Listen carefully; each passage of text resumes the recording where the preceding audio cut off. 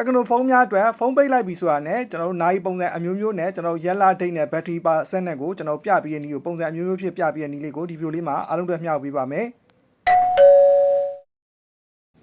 ပထမဆုံးနေဖြစ်ကျွန်တော်တို့ကတက္ကနိုဖုန်းနဲ့ရ setting တွေကိုကျွန်တော်တို့တစ်ချက်ဝင်လိုက်ပါ setting တွေကိုရောက်ပြီဆိုလို့ရှိရင်ကျွန်တော် wallpaper တွေကိုကျွန်တော်ဆက်ပြီးတော့ဝင်ပေးလိုက်ပါဒီနားလေးမှာရှိနေတဲ့ wallpaper တွေကိုဆက်ပြီးတော့ဝင်ပေးလိုက်ပါကျွန်တော်တို့ကဖုန်းရဲ့မျက်နှာပြင်မှာဖုန်းပိတ်ထားရဆိုလို့ရှိရင်ကျွန်တော်နိုင်ပုံစံလေးပေါ်စေချင်တာဖြစ်တဲ့ကြောင့်နိုင်ပုံကိုကျွန်တော်တို့ကနေပြီးတော့ဒီမှာ always on display ဆိုတဲ့နိုင်ပုံစံလေးကိုကျွန်တော်တို့ကနေပြီးတော့တစ်ချက်နှိပ်ပေးလိုက်ပါ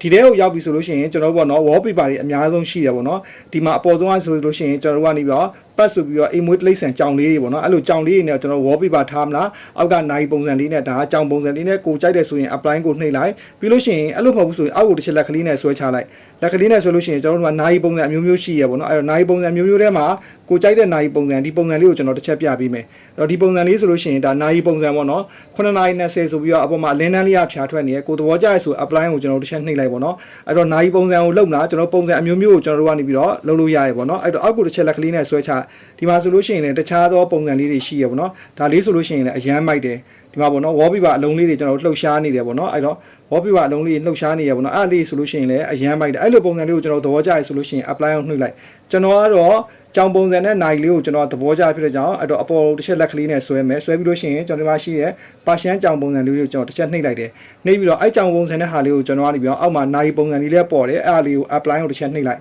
နှိပ်လိုက်ပြီဆိုလို့ရှိရင်ကိုယ့်ရဲ့ဖုန်းမျက်နှာပြင်ပိတ်ထားလို့ရှိရင်ဒီလိုမျိုးလေးပေါ့နော်ကြောင်ပုံစံနဲ့ကျွန်တော်တို့နိုင်ပုံစံမျိုးလေးကျွန်တော်တို့ပေါ်လိမ့်မယ်ပေါ့နော်အဲ့တော့ကျွန်တော် apply ကိုကျွန်တော်တစ်ချက်နှိပ်လိုက်ပြီပေါ့နော်နှိပ်ပြီးပြီဆိုရင် home key နဲ့ကျွန်တော်ထွက်ပြမယ်အဲ့တော့ဖုန်းလေးကိုကျွန်တော်ပိတ်လိုက်မယ်ဖုန်းလေးကိုကျွန်တော်ပိတ်လိုက်ပြီဆိုလို့ရှိရင်ကျွန်တော်ဒီမှာကြောင်ပုံစံနဲ့နိုင်လေးပေါ့နော်အဲ့လေးအောက်လေးမှာပေါ်နေတယ်ပြီးလို့ရှိရင်ကိုယ့်ရဲ့ဒီဖုန်းရဲ့မျက်နှာပြင်ကိုကျွန်တော်ပွင့်ဖို့ဆိုလို့ရှိရင်ကျွန်တော်ဒီမှာ fingerprint လေးကိုကျွန်တော်နှိပ်လိုက်နှိပ်ပြီးဝင်လိုက်လို့ရှိရင်ရပါပြီဒါဆိုလို့ရှိရင်နိုင်ပုံစံအမျိုးမျိုးနဲ့ကိုယ့်ရဲ့ဖုန်းမျက်နှာပြင်ပိတ်လို့ရှိရင် wallpaper ထားနည်းလေးကိုဒီနည်းလေးတိုင်းထားမယ်ဆိုရင်အရန်ကိုအဆင်ပြေမှာသိကြပါတယ်အားလုံးကိုကျေးဇူးတင်ပါတယ်